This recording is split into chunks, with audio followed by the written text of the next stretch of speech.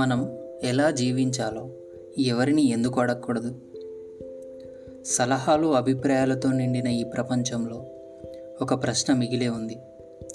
జీవితాన్ని ఎలా గడపాలని మీరు ఇతరులను అడగాలా? చాలామంది స్నేహితులు, కుటుంబం, అలాగే మనకు అంతగా తెలియని వారి నుంచి కూడా సలహాలను కోరుకుంటారు. కానీ ఇది సరైన విధానమేనా?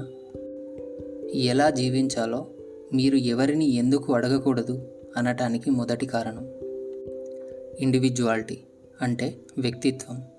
మీ జీవితం మీకు ప్రత్యేకమైంది. ఇతరులకు ఏ పద్ధతి ఉపయోగపడుతుందో అది మీకు పనిచేయకపోవచ్చు.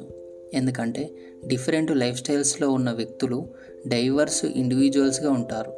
ప్రతి ఒక్కరి ప్రయాణం విభిన్నంగా ఉంటుంది. ఒక వ్యక్తికి ఒక పని చేయటం వల్ల వచ్చే ఆనందం మరో వ్యక్తికి రాకపోవచ్చు. ఇక రెండో కారణం పర్సనల్ గ్రోత్, అంటే వ్యక్తిత్వ వికాసం.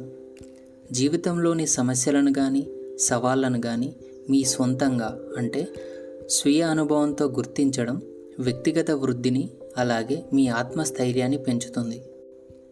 జీవితంలో కలిగే ఒడిదుడుకులను సహజ స్వభావంతో అధిగమించగల శక్తి వస్తుంది.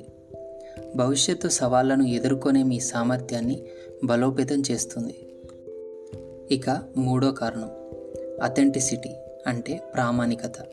మీ సొంత మార్గంలో నడవటం ద్వారా ఇంకా ప్రామాణికమైన, మరింత సంతృప్తికరమైన జీవితాన్ని గడపడానికి అవకాశం లభిస్తుంది.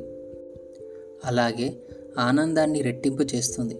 మీరు ఎవరో, మీరు దేనిని విలువైనదిగా అనుకుంటున్నారో దాన్ని చేరటం అనేది మీకు మీరే ఇచ్చుకునే నిజమైన జీవితం.